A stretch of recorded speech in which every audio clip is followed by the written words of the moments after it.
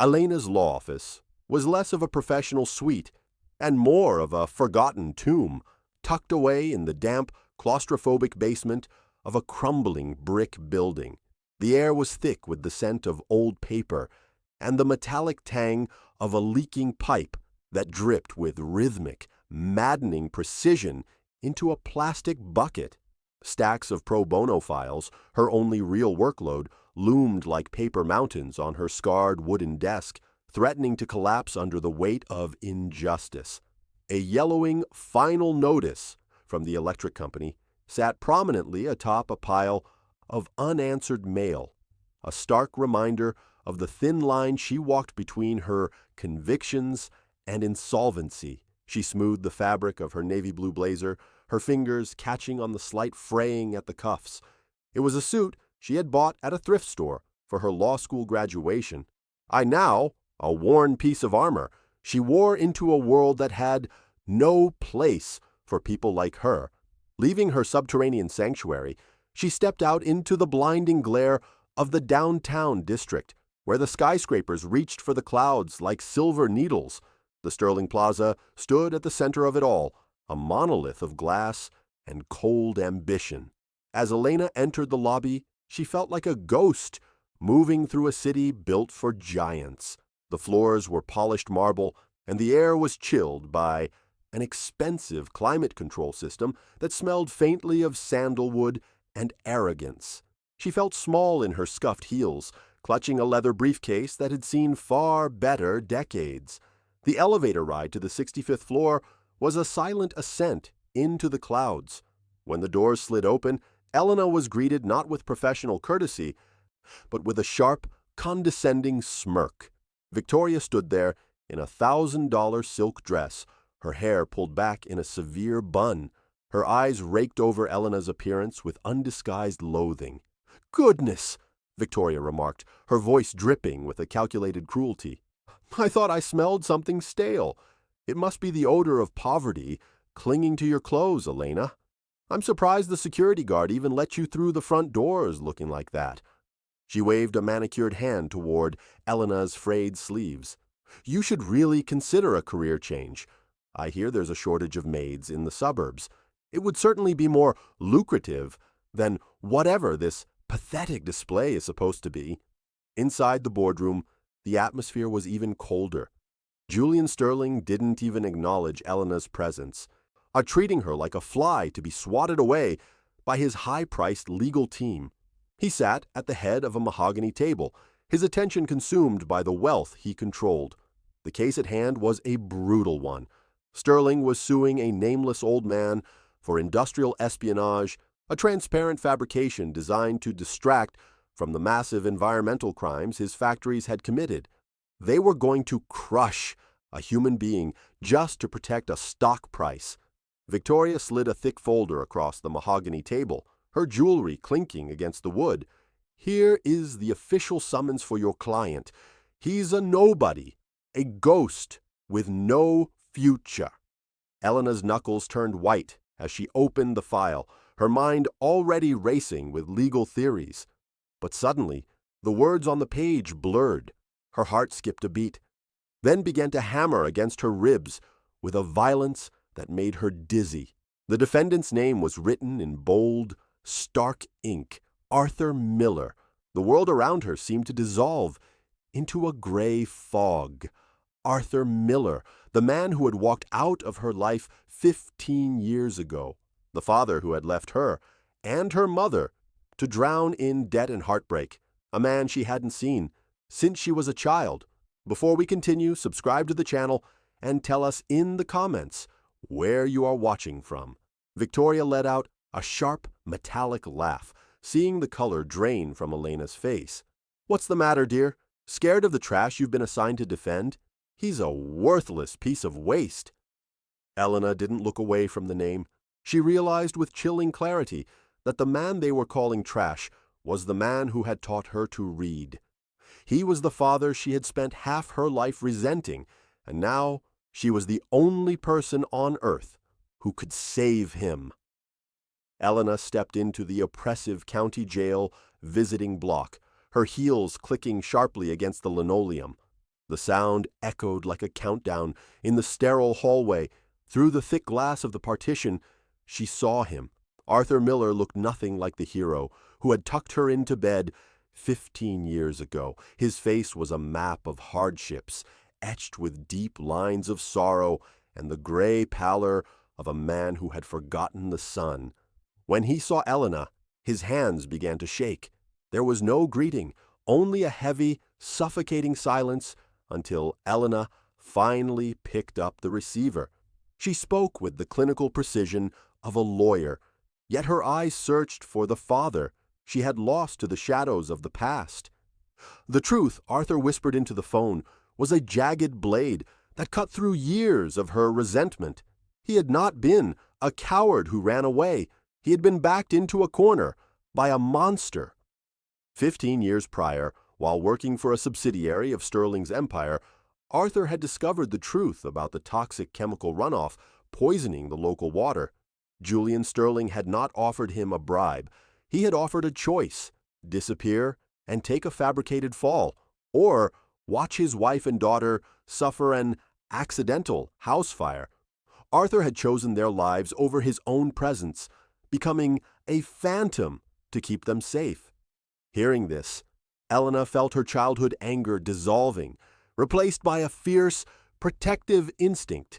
Her father was not a criminal, he was a martyr, and the people who had broken him were currently sitting in luxury offices, sipping expensive scotch. The next morning, the legal battle shifted to the Shark Tank of the downtown district. Victoria met Elena in a deposition room that felt more like a courtroom. The corporate lawyer was draped in charcoal silk, looking every bit the victor already. She laughed as she presented a generous settlement offer, a small sum that would make the case go away while Arthur remained behind bars. Victoria's mockery was relentless. She commented on Elena's cheap blouse and suggested that people of her caliber should know when they were beaten. She spoke of power as a birthright and dismissed Elena's hard work as the frantic scurryings of an ant. Elena listened, her expression a mask of stone, and then she did the unthinkable.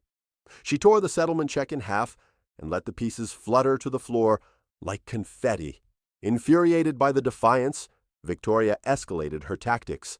Within hours, local news ran anonymous tips about Elena's supposed ethical lapses and her father's unstable criminal history.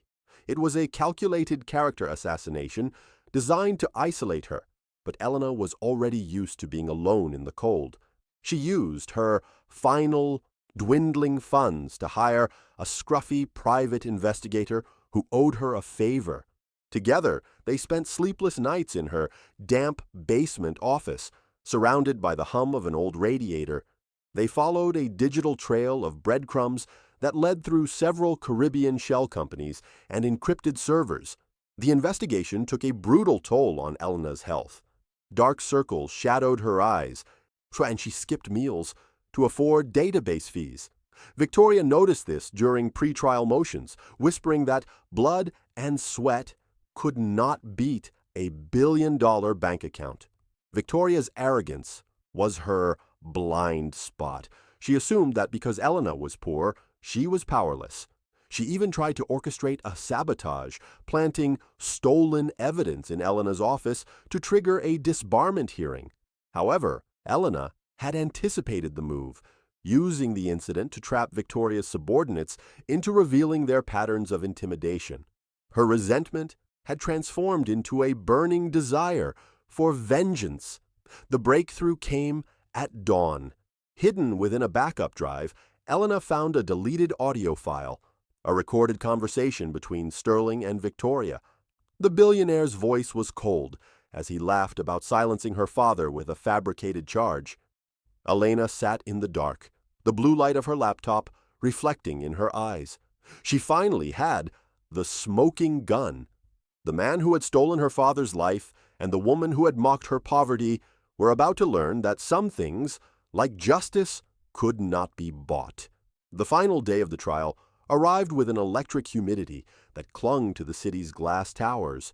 Inside the courtroom, The gallery was a sea of cameras and hushed whispers, filled by spectators eager to see the poverty lawyer collapse under the weight of the Sterling Empire.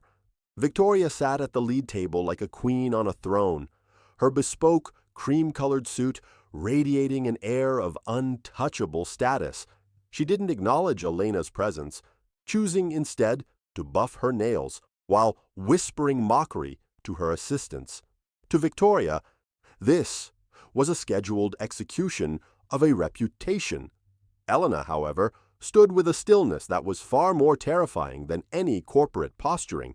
Her suit was still frayed and her briefcase scratched, but her eyes held the clarity of a woman who had already walked through fire and was now coming back for the person who lit the match. When Julian Sterling took the stand, he exuded an aura of bored superiority, answering Elena's questions with a rehearsed, condescending smile. Every time Elena steered the questioning toward the environmental runoff, Victoria jumped up with sharp, practiced objections. Victoria leaned back, satisfied, until Elena suddenly stopped her pacing. "Mr. Sterling," Elena said, her voice dropping to a dangerous, resonant whisper, "you claim you have never met my client. But would you care to explain this?" Without waiting for the inevitable objection, she hit the play button on her laptop. The courtroom speakers crackled, and then Julian's unmistakable voice filled the room, cold and calculating. The audio was a jagged shard of truth. In it, Sterling laughed about the little pest, Arthur Miller, and detailed how the industrial espionage evidence was fabricated to keep his own crimes buried. The room went deathly silent. Victoria's face transformed from smug satisfaction to a sickly mask of horror. She tried to stand, to protest that the audio was a deep fake, but the detail in the recording left no room for doubt. Elena didn't stop there. She turned to the jury, her eyes shining with 15 years of pent-up grief. "This man didn't just try to destroy a witness," she declared, pointing at the shaking billionaire. "He tried to destroy a father, and I know this case is a lie because I was the child who was left behind when Arthur Miller sacrificed his life to save mine." The revelation hit the courtroom like a physical blow. Elena wasn't just a lawyer. She was the daughter of the man they had tried to erase. Arthur, sitting at the defense table, let out a ragged sob, finally seeing his daughter become his greatest champion. The judge didn't need long to deliberate. He dismissed the charges against Arthur Miller with prejudice and ordered an immediate investigation into the conglomerate. As the gavel slammed down, bailiffs moved toward the witness stand. Julian Sterling was let out in handcuffs, his power stripped away in seconds. Victoria watched him go, on her hands shaking as she realized her career was ending in real time. Outside, the sunlight felt warm.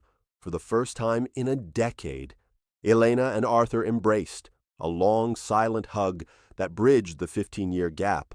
As they turned to leave, Elena saw Victoria, standing near the pillars, looking small and defeated. Elena walked past her, offering the same condescending smirk Victoria had given her on the first day. "I might have a cheap suit," Elena whispered, "but you have no soul." Weeks later, Elena's basement office was no longer a tomb.